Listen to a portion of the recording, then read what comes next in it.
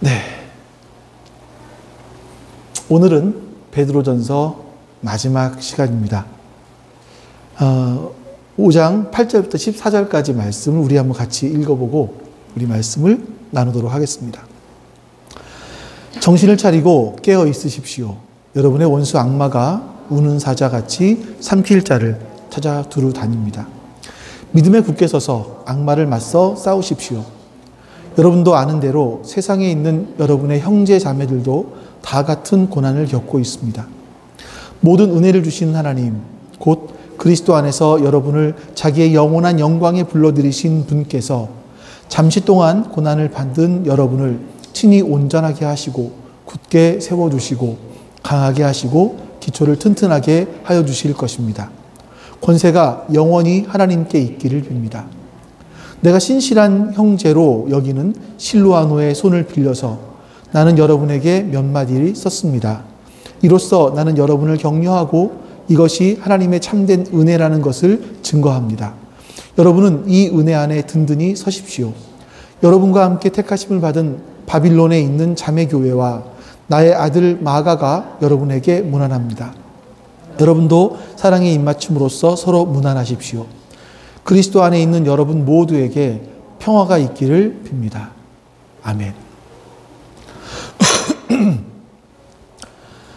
베드로 사도가 이제 오늘 베드로 전서를 기록할 때 이 내용들을 전체 봤을 때는 베드로 사도가 베드로 후서를 기록할 거라는 상상을 못했던 것 같아요. 이제 그러면서 베드로 전서를 썼습니다. 편지를 쓴 거죠. 그러면서 베드로서에서 이렇게 문단을 나눈다, 큰 단락을 나눌 때 베드로가 썼던 단어가 뭐냐면 아가파오라는 단어였어요. 사랑하는 자들아. 베드로는 사랑하는 자들아, 사랑하는 자들아 이렇게 자신의 편지를 읽는 사람들에게 말을 합니다. 그러니까 베드로는 자신의 인생의 결론을 이 편지를 쓴 거예요. 결론으로. 그리고 그 결론 중에 마지막 결론이 오늘 본문인 겁니다. 그러니 여러분 오늘 본문이 얼마나 중요하겠습니까? 베드로 사도가 가장 먼저 우리의 삶 가운데 하는 얘기가 뭐냐면 영적인 현실에 대해서 이야기를 해요. 너희들 잊지 말아라. 영적인 삶이 있어. 영적인 부분들이 있어. 그러니까 영적인 것은 눈에 보이지 않기 때문에 일반적으로 사람들이 눈에 보지 못하고 감지할 수 없어요. 근데 베드로 사도는 영적으로 깨어 있었기 때문에 자신이 사랑하는 성도들에게 정신을 차리고 있어라. 깨어 있어라. 여러분의 원수 악마가 우는 사자같이 여러분을 삼키려고 한다. 이런 말을 하죠. 우리 8절 9절 말씀 다시 한번 읽어보겠습니다. 정신을 차리고 깨어 있으십시오. 여러분의 악마가 우는 사자같이 삼킬 자를 찾아다닙니다. 믿음에 굳게 서서 악마를 맞서 싸우십시오. 여러분도 아는 대로 세상에 있는 여러분의 형제 자매들도 다 같은 고난을 겪고 있습니다. 아멘. 여러분은 우리 인간들을 대적하고 있는, 그러니까 예전에 성경에 대적, 마귀 이렇게 돼 있었는데요. 우리 원수라는 게 우리가 적대 관계에 있는 거잖아요. 그러니까 대적이라고 할게요. 우리의 대적인 원수 악마가 있다라는 사실, 원수 마귀가 있다라는 사실을 알고 계시나요? 예? 또 얼마나 거기를 민감하게 의식하며 살아가십니까? 우리에게 원수 마귀가 있다라는 사실을 의식하지 못하면 이것들이 우리를 어떻게 공격하고 우리를 어떻게 넘어뜨리려는지를 몰라요. 지난주에 잠깐 봤습니다만 예전에는 이 원수 마귀가 우리를 두렵게 하는 것으로 공격했어요. 근데 지금은 좀 방식을 바꿔서 우리를 유혹하는 걸로 하는 것 같아요.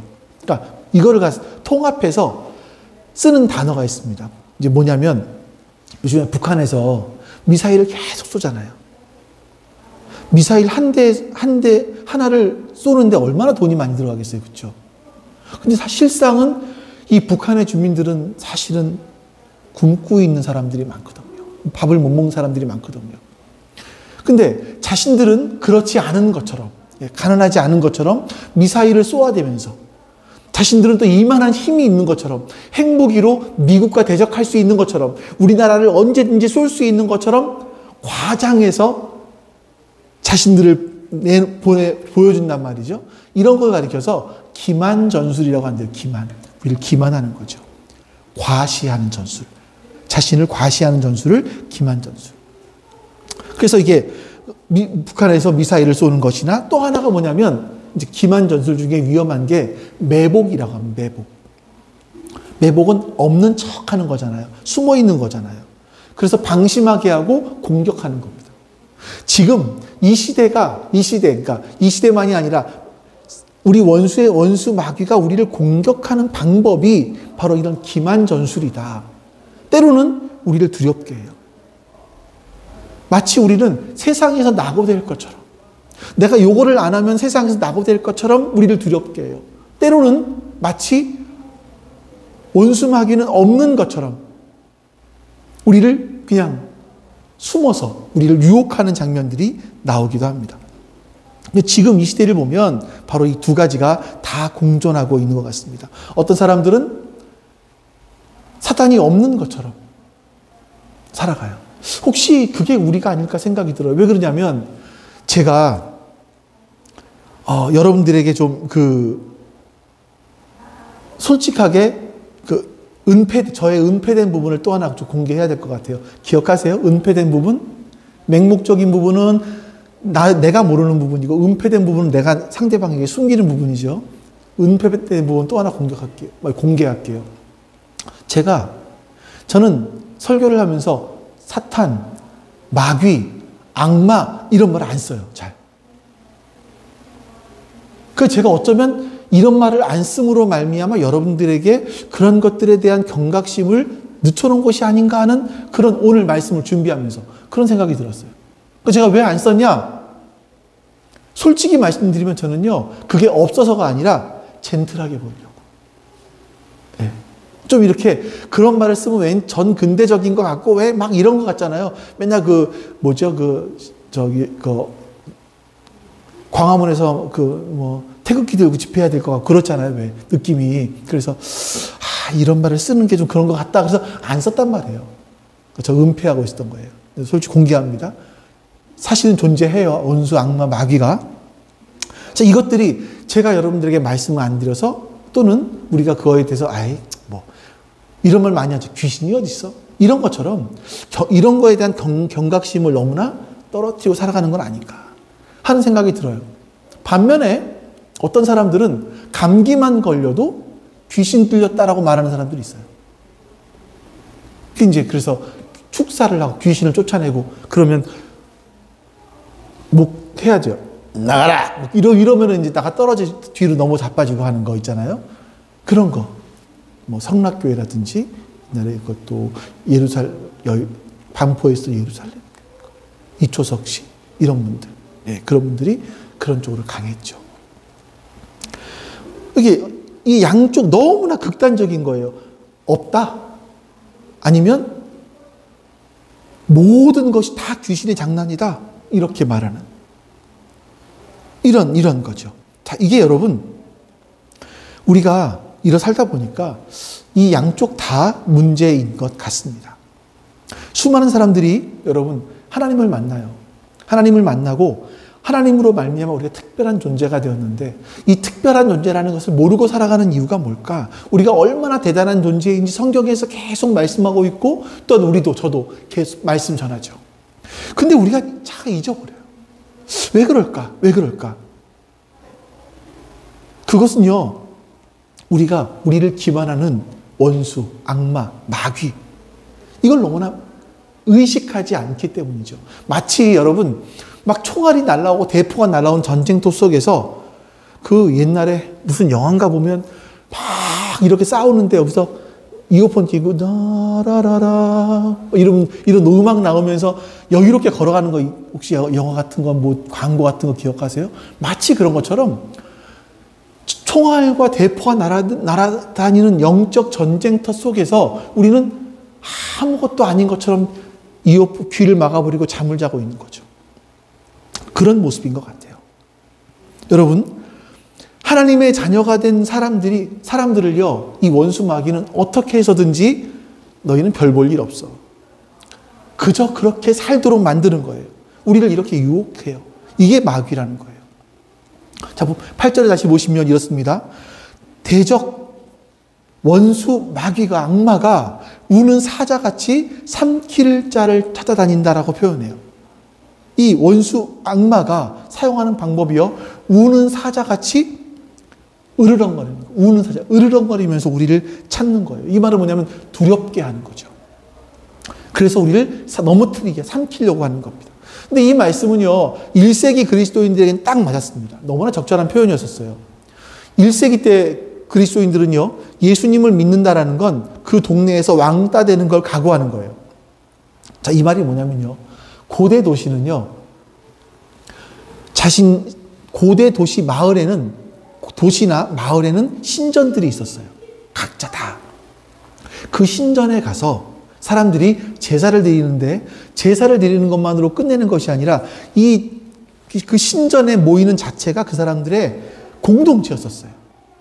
거기서 그들은 이렇게 서로 어떤 뒤를 봐주기도 하고, 때로는 거기서 문화생활을 하기도 하고, 때로는 쾌락을 같이 즐기기도 했어요. 그러면서 일종의 악한 것의 동지가 되는 거죠. 근데 예수님을 믿게 되면 하나님 한 분밖에는 신이 없어요. 신전에 안 나가잖아요. 그러니까 사람들이 너는 무신론자야 하면서 딸을 시켰단 말이에요. 초대교회 성도들은 이런 피해를 각오해야만 했었습니다. 뿐만 아니라 이 베드로전서가 쓰여질 때가 AD 64년경쯤이었어요. 혹시 여러분 AD 64년에 무슨 일이 있었는지 아십니까? 그 유명한 네로의 기독교인들 박해가 시작됐어요.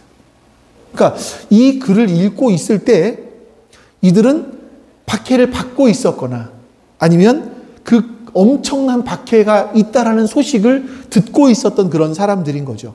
마치 이 대적 악마가, 마귀가 우는 사자같이 삼키려고 하는 모습들이 바로 초대교회 성도들이었던 거예요. 근데 지난주에도 말씀드린 것처럼 이 마귀는 우리를 유혹하는, 넘어뜨리려고 하는, 삼키려고 하는 방법이 두 가지가 있어요. 첫 번째는 우리를 두렵게 해서. 얼마나 여러분 이 땅 살아가면서 두려운 것들이 많습니까? 건강에 대한 두려움. 내가 돈벌이가 시원찮으면 어떨까? 내가 회사에서 잘리면 어떨까? 어떻게 될까?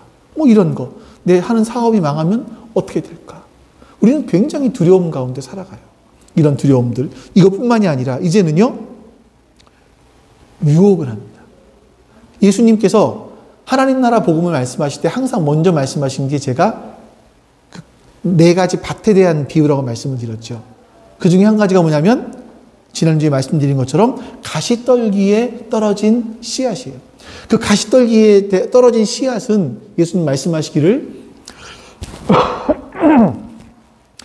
세상에 대한 염려, 재물에 대한 유혹, 이게 그 기운을 막아서 자라지를 못하게 하는 거예요. 바로 이게 세상이 그래요. 우리를요. 지금 우리는 핍박을 별로 느끼지는 않습니다. 여러분들이 교회 나간다 그래서 부모님께 맞은 적 있으세요? 저는 딱 한 명 봤어요. 지금까지 살아가면서. 2명. 여자분들이에요. 2분 다 사모가 돼 있어요.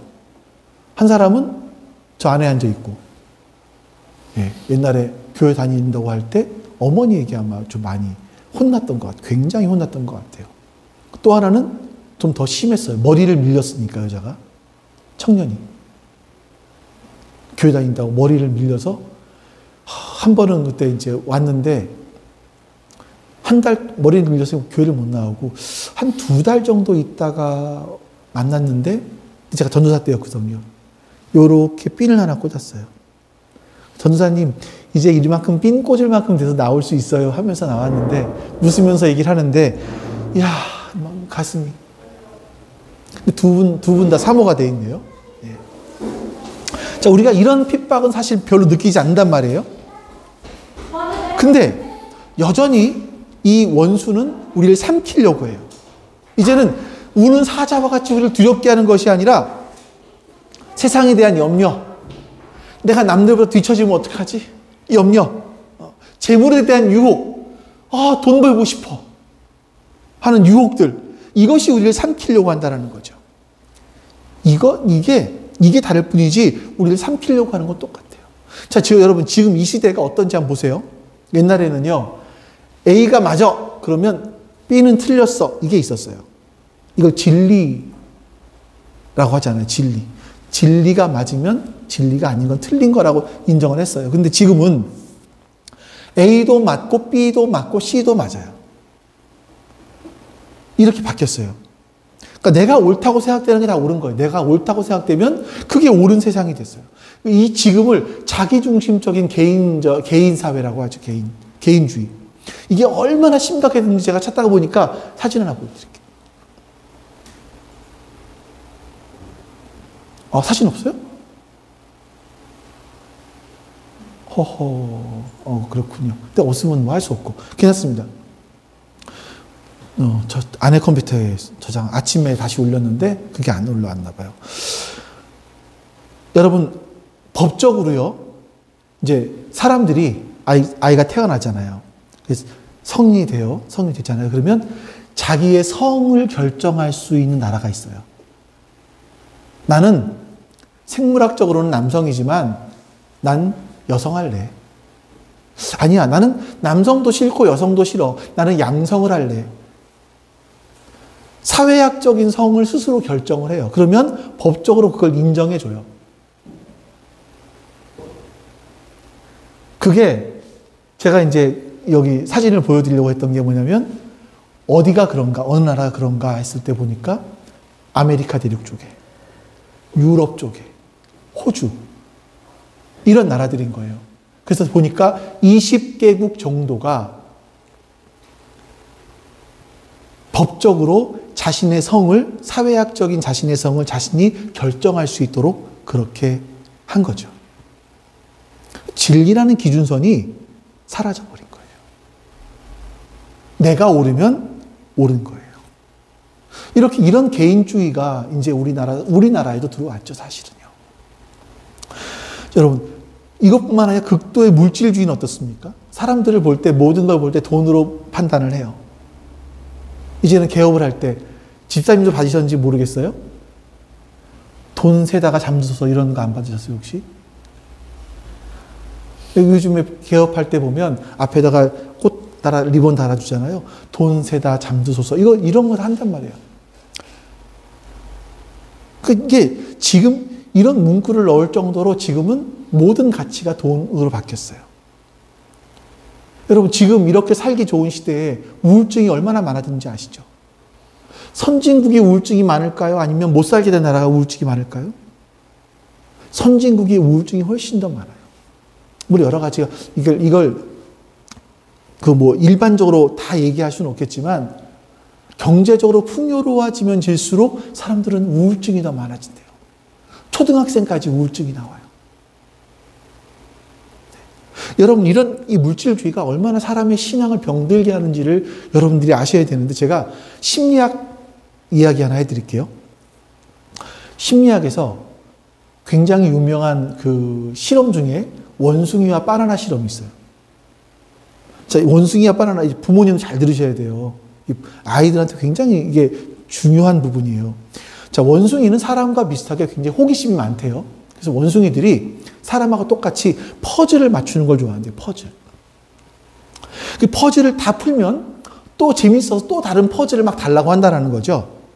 이걸 막 푸는 거예요, 열심히. 재밌게, 즐겁게. 근데 심리학자들이 이 원숭이한테 실험을 했습니다. 퍼즐을 줬어요.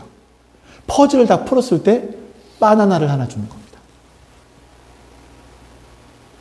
원숭이가 어떨까요?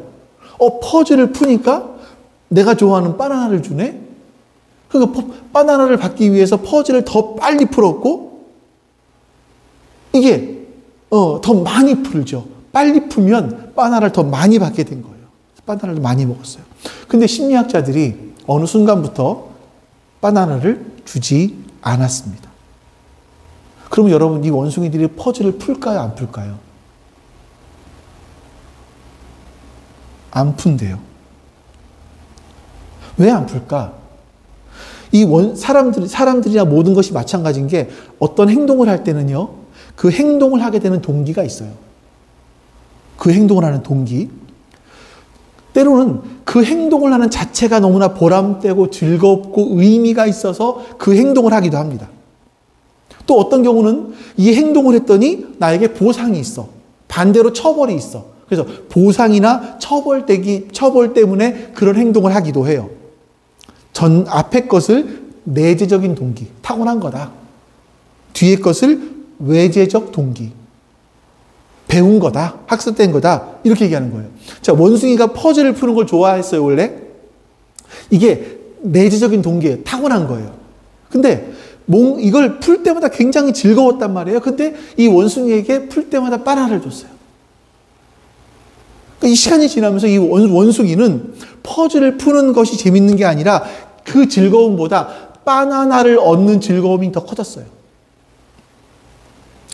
외재적 동기가 더 커진 겁니다. 원숭이는요, 점차적으로 퍼즐을 푸는 이유가 나의 즐거움이 아니라 바나나를 얻기 위한 것으로 바뀌었어요. 그래서 나중에는 바나나를 안 주면 퍼즐을 안 푸는 거예요. 야, 내가 미쳤냐? 바나나도 안 주는데 퍼즐을 왜 풀어? 이런 말을 하는 거죠. 중요한 게 뭐냐면 원숭이 안에 내재적인 원래 가지고 있는 즐거움들 있잖아요. 이걸 잊어버린 거예요. 무엇 때문에? 바나나 때문에. 제가 이 강의를 들으면서 이제 한성열 교수님이 한 강의예요. 이 내용을 들으면서 딱 떠올랐던 게 뭐냐면 옛날에 그 아이를 키울 때 아이한테 너 최고다 이런 말 해도 절대 하지 말라 그랬거든요. 우리는 생각할 때 너 최고야. 너 정말 잘하는데? 막 이런 얘기를 듣면 애가 동기부여되고 좋을 것 같다고 생각을 했는데 왜 하지 말라고 했을까? 이것 때문이었어요. 자, 예를 들어볼게요. 아이들이 학교를 가기 전에 호기심이 굉장히 많아요. 그래서 순수한 어떤 내재적인 동기를 가지고 엄마한테 물어보고 아빠한테 물어보고 엄마 이건 뭐야? 아빠 이건 뭐야? 이게 아이들이 학습해가는 과정이에요. 근데 학교를 간단 말이죠. 성적을 받아왔어요. 근데 엄마가 성적을 100점 받아왔더니 너무 좋아하고 선물을 줬어. 그래서 이 아이한테는 나중에 점점 지나가면서 공부를 하는 이유가 뭐가 되냐면 상을 받기 위한 이유 때문에 공부를 해요. 또 어떤 경우는 못하면 상을 주기보다는 못하면 혼내는 경우가 훨씬 많죠, 우리나라는요. 그래서 못하면 엄마가 맨날 혼내. 그래서 혼나지 않기 위해서 공부를 하게 됐어요.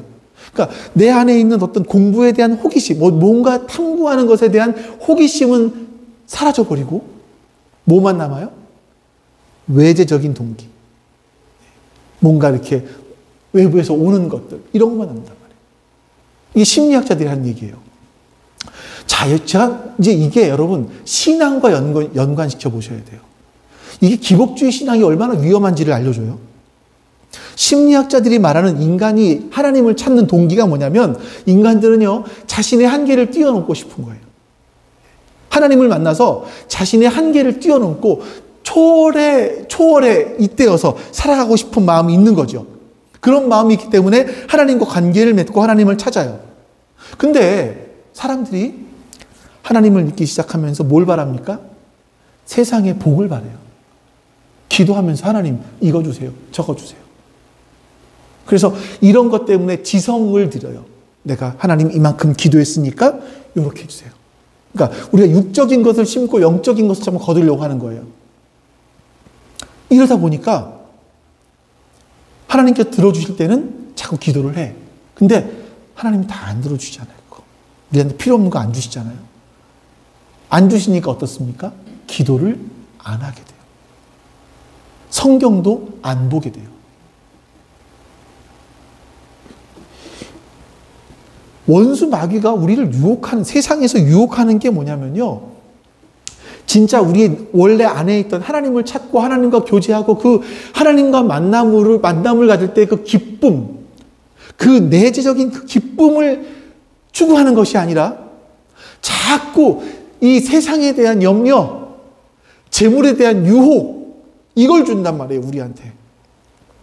그래서 우리로 하여금 이것이 안 주어지면 하나님을 찾지도 않고 기도하지도 않게 이렇게 만들죠.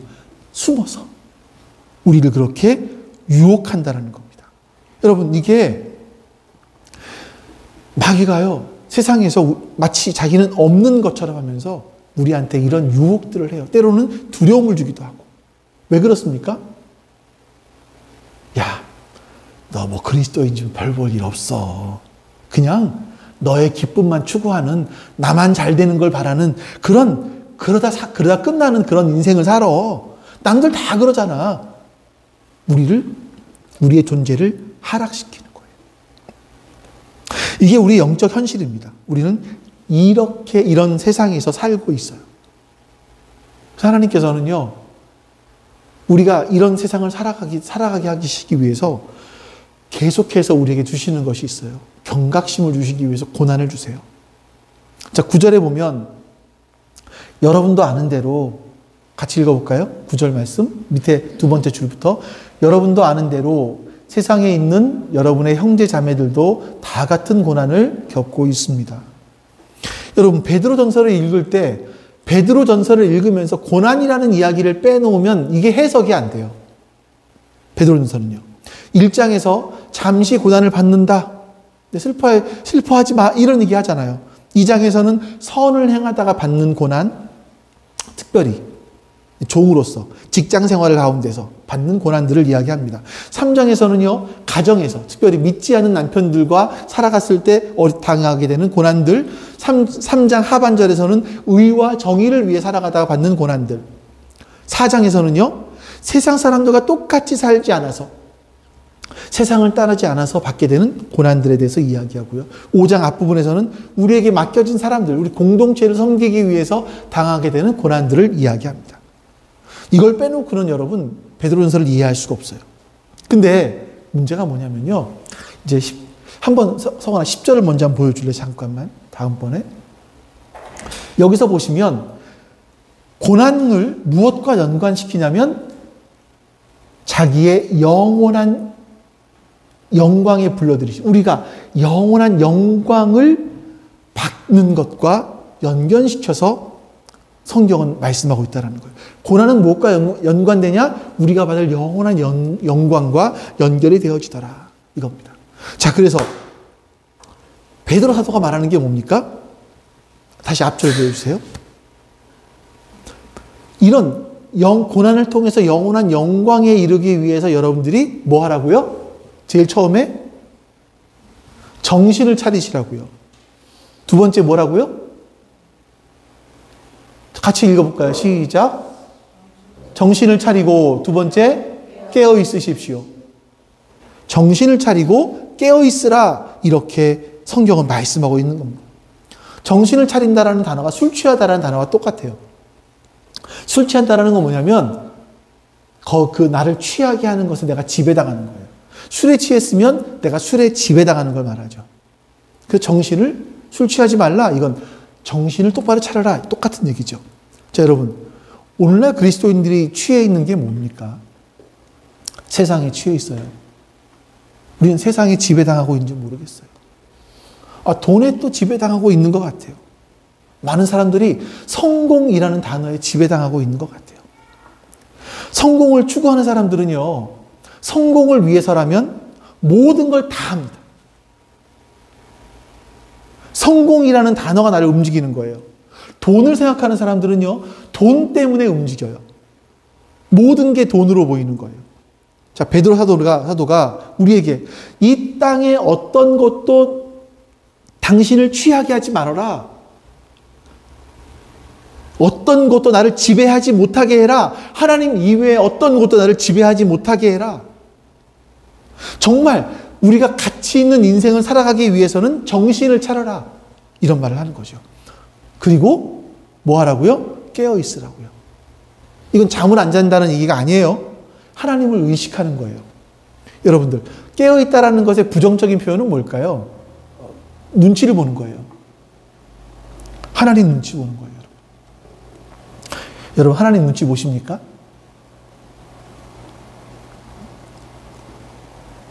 다르게 표현한다면 하나님의 마음을 살피는 거예요. 하나님 마음이 어떠실까? 제가 요즘에 그 신문에 나오는 그 전 모 씨 있습니다. 실명을 다 거론하지 않을게요. 맨날 광화문에 서 있던 그 전 모 씨가 요즘에 난리를 칩니다. 아주. 얼마나 그것 때문에 속이 너무너무나 상했어요. 근데 제가 하나 빼먹고 있었던 게 뭐냐면 하나님 마음은 어떠실까? 하는 이 마음은 놓치고 있었더라고요. 그 전모 씨가 뭐 교회를 옮긴다, 안 옮긴다 라고 했을 때 자기 아들한테 물려준다 막 이렇게 했을 때 하나님의 마음은 어떠실까라는 생각을 과연 했을까? 이런 생각이 들어요. 자, 여러분들은 살아가시면서 아니 오늘 예배 드리시면서 뭘 생각하십니까? 하나님 눈치 보세요? 하나님의 마음을 지금 생각하고 계십니까? 말씀을 들으면서 이 베드로 사도가 정신을 차리고 깨어있으라 그러고 뭐 악마와 와서 싸우라 그러고 이런 얘기를 하는데 내가 지금 하나님의 마음은 어떠실까를 고민하고 있는가? 보셔야 돼요. 말씀과 하나님 연결시켜서 나 자신에게 보셔야 되는 거예요. 우리는요, 이 시대를 살아가면서 세상의 가치관에 밀려서 세뇌되고 두려워합니다. 탐욕에 빠져요. 그러지 말고 소극적으로 하나님 눈치도 보고요. 적극적으로 하나님의 마음이 어떠실지 여러분 살피셔야 돼요. 자, 9절 말씀에 보세요. 믿음에부터 같이 읽어보겠습니다. 시작. 믿음에 굳게 서서 악마를 맞서 싸우십시오.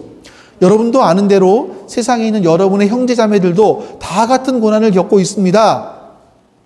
정신을 차리고 깨어서 말똥말똥하게 있자. 이거 끝이 아니에요.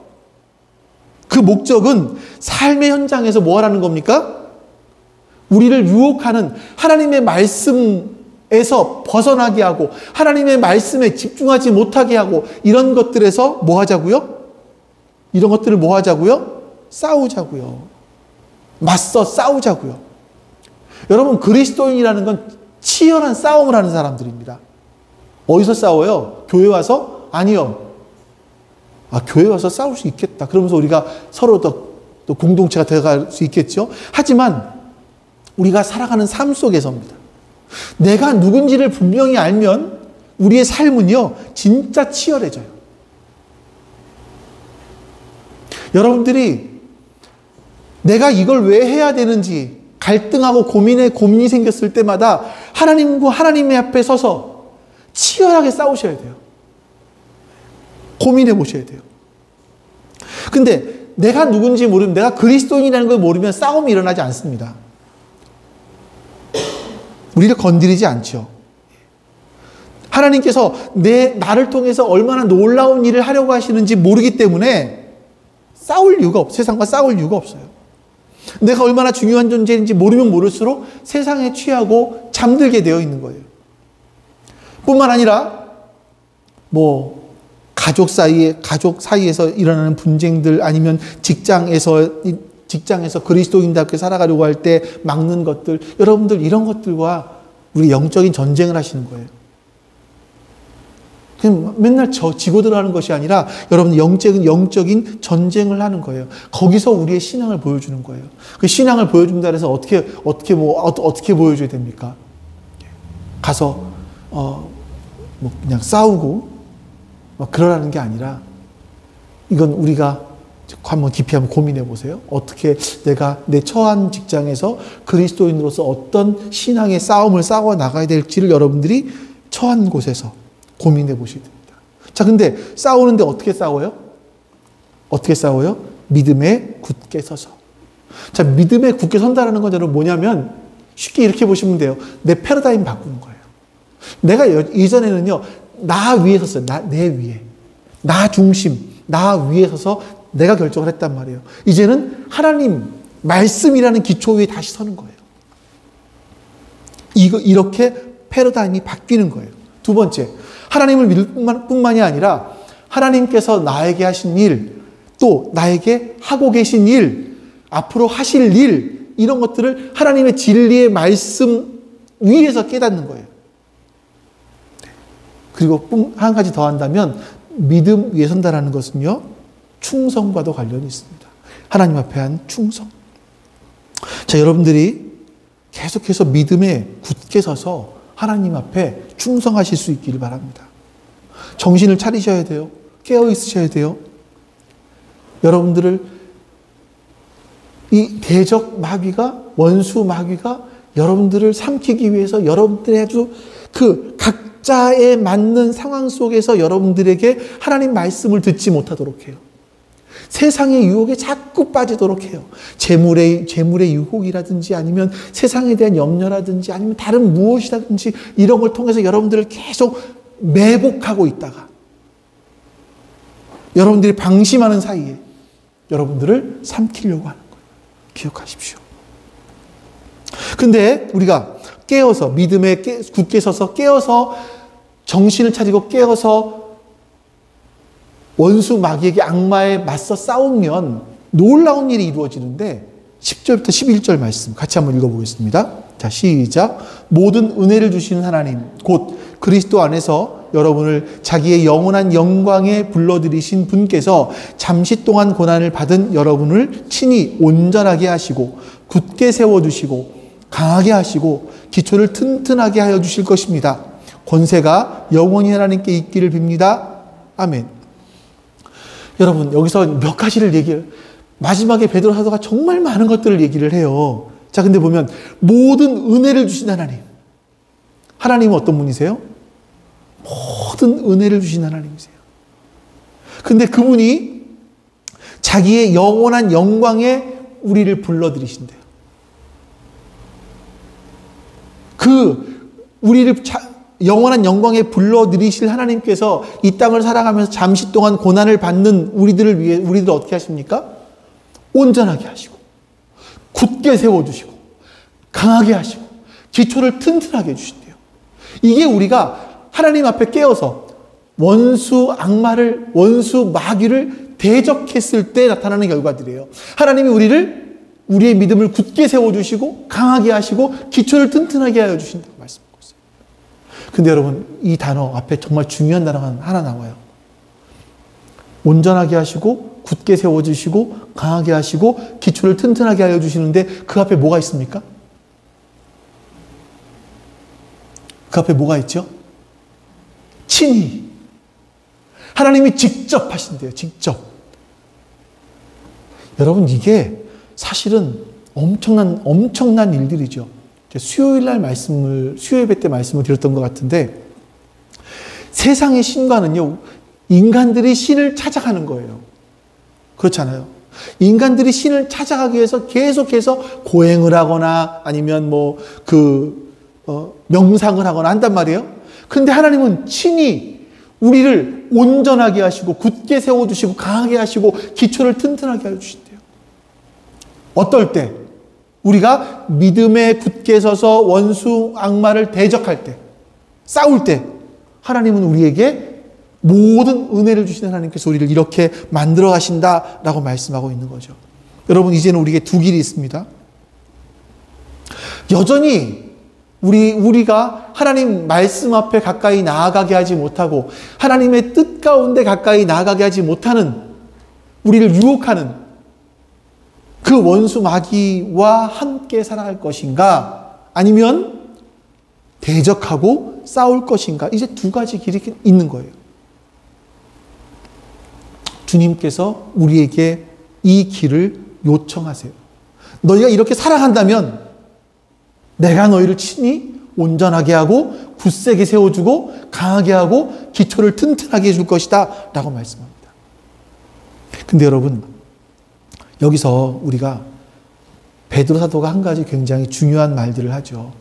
여러분, 이것은 혼자 하는 것이 아니에요. 이거는 공동체가 하는 거예요.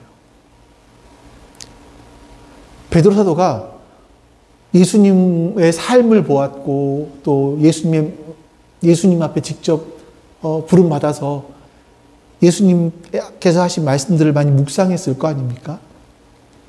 혼자 깨닫고, 야, 내가 이 정도로 깨달았네. 내가 득도했다. 이거 끝나. 베드로 사도는요, 자신이 알게 된 것들을 사람들에게 알려주기 위해서 굉장히 많이 노력을 했고 베드로 전서, 베드로 후서를 썼습니다.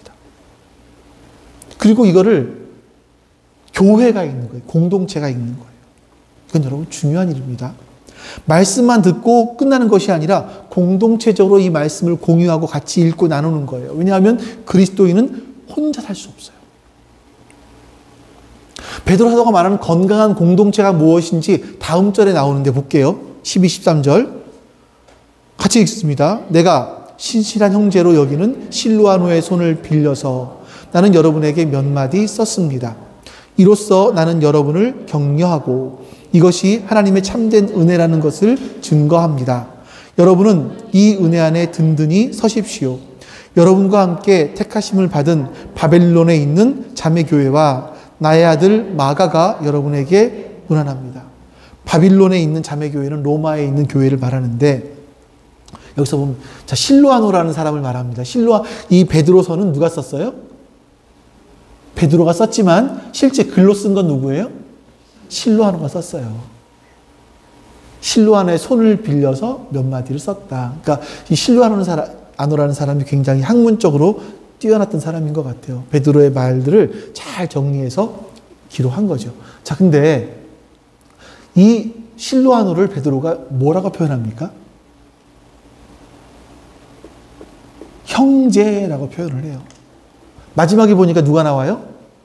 마가라는 사람이죠. 아, 베드로는 결혼한 사람인데 아들이 있었나? 이런 생각이 들기도 합니다. 근데 사실은 실로아노나 마가나 이 마가는 누군지 혹시 기억하시겠습니까? 마가복음 쓴 사람이에요.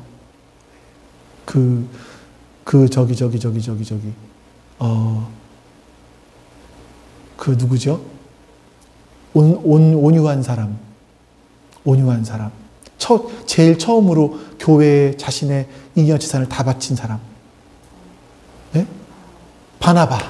바나바의 조카. 생질이라고 나오죠? 마가. 네. 자, 이 마가가 베드로의 아들이 아니에요. 근데 베드로는 뭐라고 말하냐면 실로아노를 나의 형제다. 마가를 나의 아들이다. 라고 이야기를 합니다.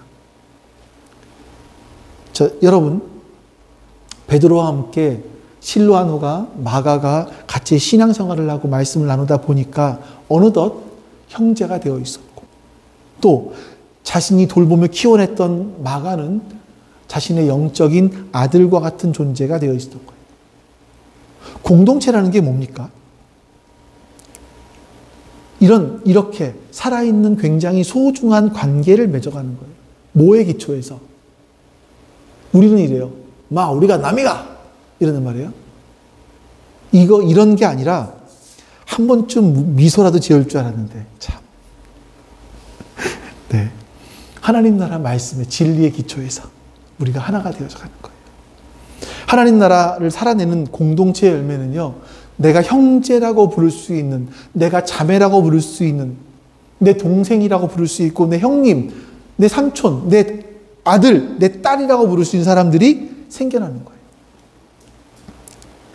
그래서 그 사람들이, 여러분, 정말 중요한 게 뭐냐면, 그 사람들이, 나보다 후배들이, 내 영적인 아들들이 나보다 더 큰 일을 할 수 있도록 기도하고 기원해주고 도와주는 거예요.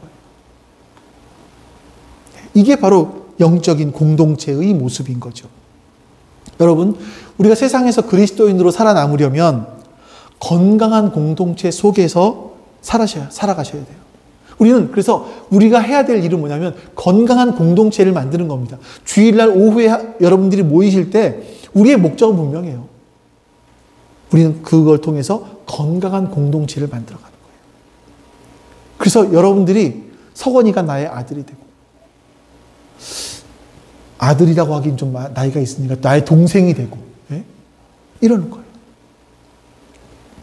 같이 시간을 보내고 같이 늙어가고. 그래서 여러분들에게 여기 계신 분들이 나이가 들어서 머리가 희끗희끗해지고 70, 80이 됐을 때 서로를 바라볼 때 정말 피를 나눈 형제 자매보다 더 가까운, 우리 뒤를 따라오는 젊은이들을 바라보면서 내 아들 같고 내 딸 같은 우리 아이들, 이렇게 사랑을 주고받는 관계, 이런 관계로 살아갈 수 있기를 바로 베드로가 말하는 교회 모습입니다. 그렇게 되기 위해서, 이런 교회가 되기 위해서 우리는 원수를 대적하는 것이고요. 하나님의 말씀에 굳건하게 서야 되는 것이고요. 그러면 하나님이 친히 우리를 온전하게 튼튼하게 세워 나가신다고 성경은 말씀합니다. 우리가 그렇게 될 수 있기를 주님의 이름으로 축원합니다. 아멘. 자, 우리 하나님, 베드로 사도가 그렇게 사랑했던 그 하나님, 그 예수님을 우리도 사랑할 수 있게 해주시옵소서. 베드로 사도가 그렇게 사랑하는 하나님과 예수님을 전하고 싶어 했던 사랑하는 성도들, 그 성도들이 있었는데, 하나님, 우리에게도 그런 성도들이, 그런 영적인 아들, 그런 영적인 동생들이, 영적인 선후배들이 있게 해주시옵소서. 그리고 이 공동체가 든든하게 서갈 수 있도록 주님, 우리를 사용하여 주시옵소서. 우리가 그런 공동체가 될 수 있도록, 하나님, 오후에 모이는 그 모임이 바로 그 초석이 될 수 있도록 은혜를 베풀어 주시옵소서. 그래서 하나님, 세상에 어떤 풍파가 와도 흔들리지 않도록 하나님, 우리를 붙들어 주시옵소서. 여호와는 내게 복을 주시고 너를 지키시기를 원하며, 여호와는 그의 얼굴을 내게 비추사 은혜 베푸시기를 원하며, 여호와는 그 얼굴을 내게로 향하여 드사 평강 주시기를 원하노라. 아멘. 이제는 우리에게 참 생명을 주시기 위해 이 땅에 오신 예수 그리스도의 은혜와 그 아들을 보내신 그 아버지 하나님의 아픈 그 사랑하심과 하나님의 사랑을 깨닫게 해주시는 성령 하나님의 도우심이, 우리 안에 내주하심이 지금 주 앞에 예배한 모든 하나님 백성들 머리 위에 지금부터 영원토록 함께 하시기를 간절히 축원하옵나이다. 아멘.